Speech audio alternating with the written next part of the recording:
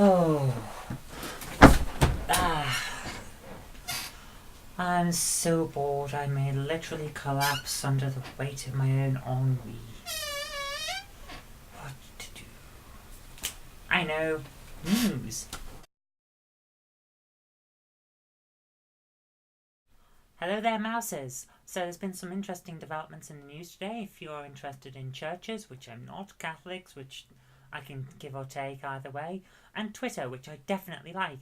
Let's get started. So the Catholic Church has given its blessing to an iPhone application. The program itself is called Confession, and it's available in the UK for £1.19, which seems a bit excessive to me, but then again, I'm not one of those people who really needs it, so to me any money is pretty much excessive. And apparently it takes you through the sacrament, which I have no knowledge about, what with not actually being a Catholic. But apparently it lets you admit your wrongdoings and keeps track of your sins. This is just fantastic to me. Is it some kind of task manager? Task list for today. Covet thy neighbour's ox. Check. Or is it one of those things a bit like Foursquare? You've logged in 50 times on doing a certain sin, so you're now mayor of that sin. If you get a certain amount of sins, do you unlock an achievement?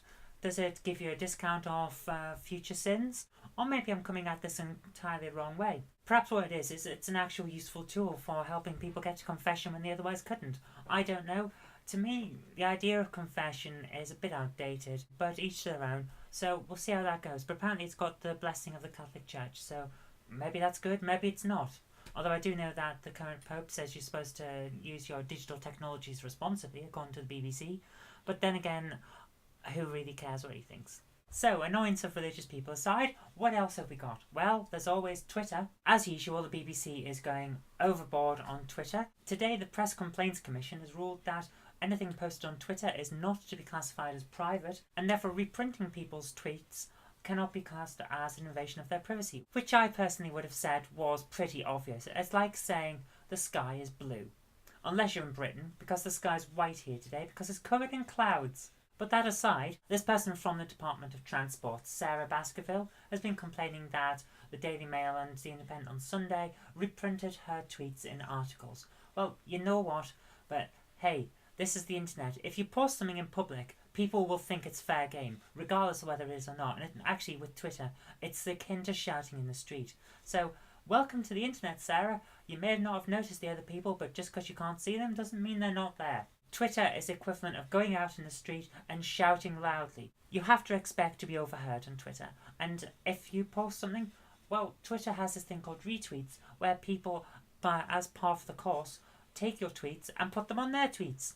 You should have known what you were getting into, and if you didn't, you shouldn't have been on Twitter. You should have looked at it first and got an idea of it and then got involved, because that's what you do with the internet. You don't just jump in feet first.